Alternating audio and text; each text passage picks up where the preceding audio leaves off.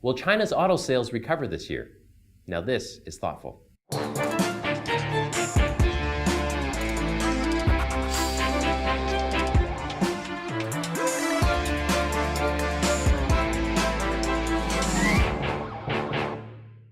Hello, I'm Trevor Lai in Shanghai.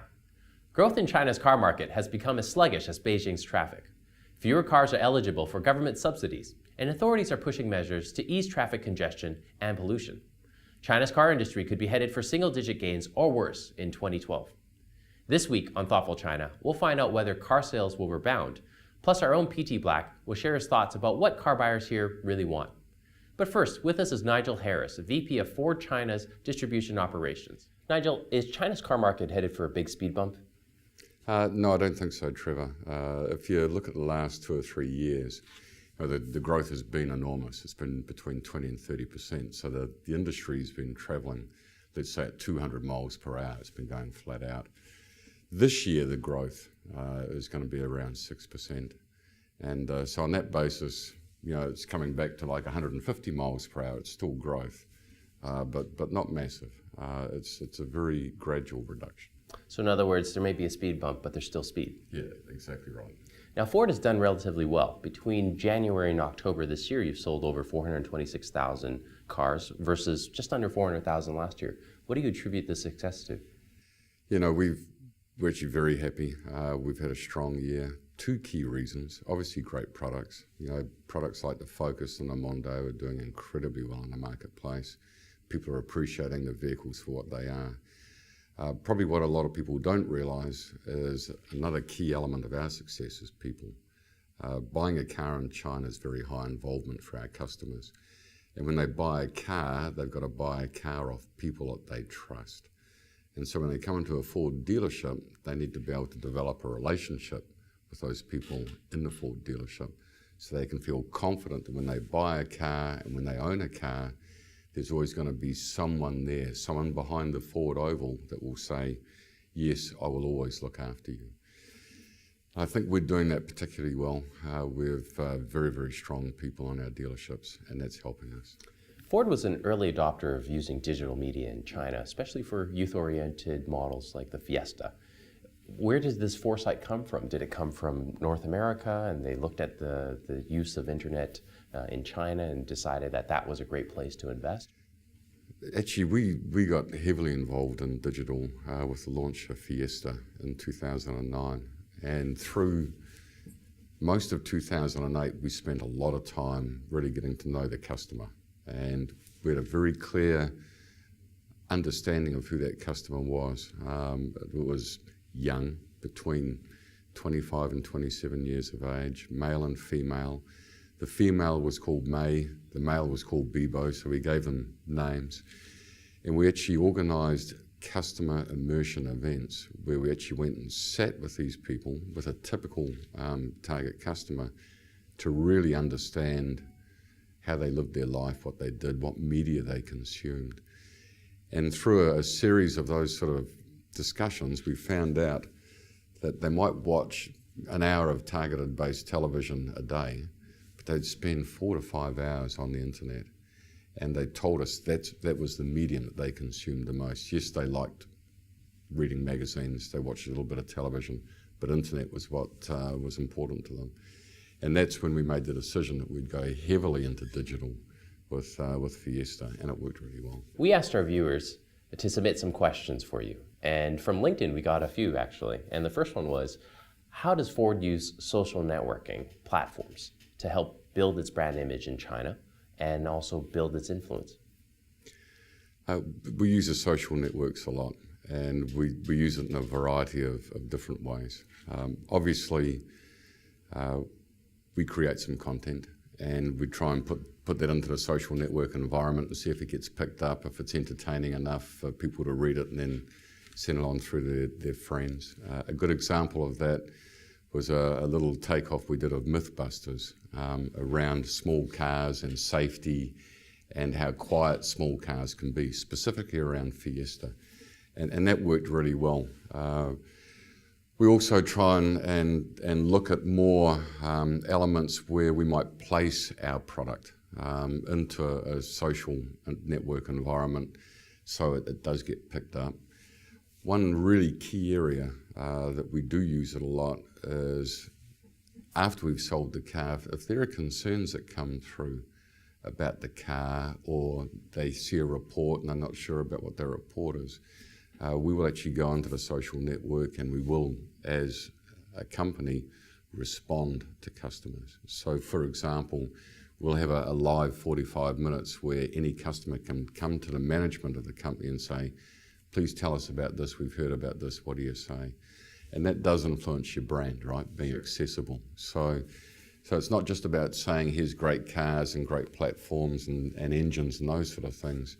It's also about having a direct relationship with those customers to say, oh gee, this happened in my car, what does it mean? And that works really well. So at the end of last year, media inflation hit record numbers. Is this something that has really influenced how Ford looks at spending in traditional media? Yeah, absolutely. We've seen media inflation at double digits, sometimes over 20% for the last 4 to 5 years. And that's a real concern to us. That's why, to a large extent, we've gone digital. One of the reasons. 5 years ago, our digital expenditure was probably 10% of our marketing budget. This year it was 25%. It's probably going to grow in the future. It's really cost effective and it's very targeted at the people we want to talk to with specific cars and specific customers. Thanks, Nigel.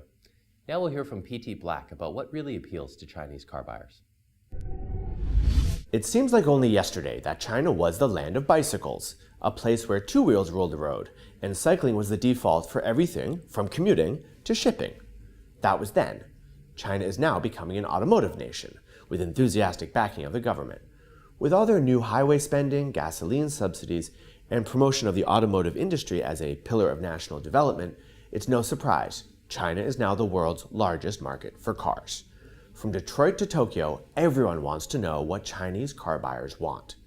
Well, like everyone, they want reliability, safety, and style. They're very sensitive to online word of mouth and respond very quickly to quality issues. They prefer a more elaborate aesthetic, reflecting the car's role as a status symbol as well as a familiar utility. But there is one area in which Chinese consumers are not very focused: driving. Car buyers here didn't grow up with cars. Most of their parents still don't drive. Most buyers are first-time car owners, some even buying the car before getting a driver's license. So they have a hard time talking about factors like comfort, power, handling.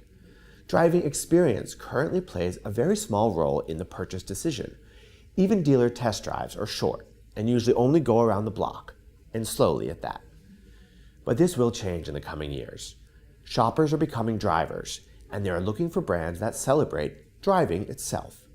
Now that's a tall order, especially considering the torturous traffic in cities like Beijing. But the prize is worth it. Just think, car penetration in the US is over 75%, and in Europe it's about 50%.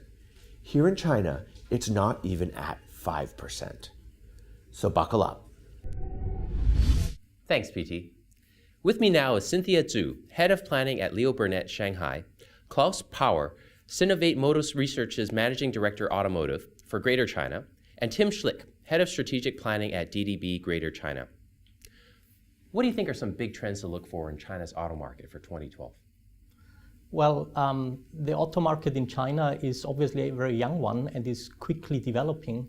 So I believe that in 2012 we will also look into a continuation of a more sophisticated demand of our consumers here. So which means we will see new models, new body types, new versions of automobiles, and I think this is what will come next year.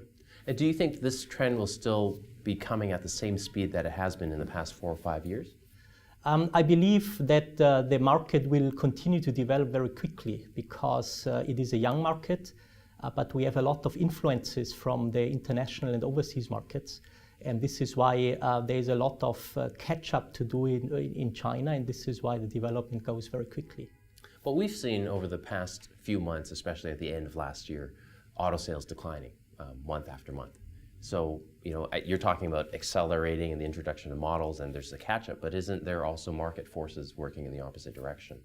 Absolutely. I think that we had a peak in growth in December 2009, I think, and of course we're still growing steadily, but we're reaching a saturational level, and we're not going to see the growth that we've seen before. Okay, actually, in year 2011, we still see that it's around like 10% of growth compared to year 2010. And we understand even there's the restrictions from the big cities like in Shanghai and Beijing because of the traffic jam and the air pollution. There are still larger markets in the lower tier cities, and also we see the trends of upgrading. Yeah, I think there are two aspects that we have to put forward here. The one thing is that we need to talk about the normalization of the market development. We have seen in 2009 and 2010 a real extraordinary growth, which has come down in 2011 because a lot of incentives for purchasing vehicles were taken away. And what we see is indeed the 10% growth, and we assume that in 2012 it will be again somewhere in the double-digit figures, is simply a normal development of the market, because it is not sustainable that the market every year grows by 30%. This leads exactly to the traffic jams, to the infrastructure problems, to the environmental problems, and so on. So for brands and car companies, how are they going to respond to a less buoyant car market here? Well, I think they continue to do what they have done in the past. They are bringing in new models. They are diversifying their product range. And the reason for that is that we see that the consumers in China become more sophisticated. The demands are more sophisticated. And this means they're looking for specific types of vehicles for satisfying their specific needs.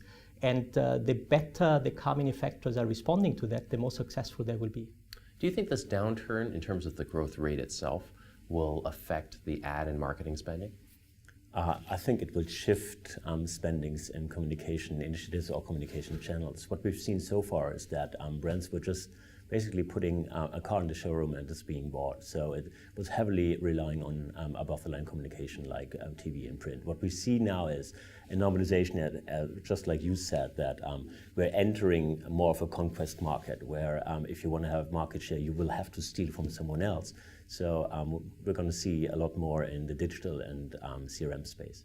Yeah, further to what Klaus just said, the diversification is actually a trend as well. So the manufacturers is going to bring more different kind of models for different specific needs of the segments. And as we know that if the market is going deeper, penetrating to the lower tier cities, and the consumers in these cities, in these markets, are actually behaving differently from what we get used to in the bigger cities. How so? In different ways, because they are more, how can I put this, naive in a way, not so sophisticated as we know in the big cities. And also the needs, the behavior is more ununified, which means that maybe in the big cities we watch the same kind of movies and more influenced by the Western kind of culture and understands more and more exposed to the international information. But in the lower tier cities, maybe the influencer could be the neighbors.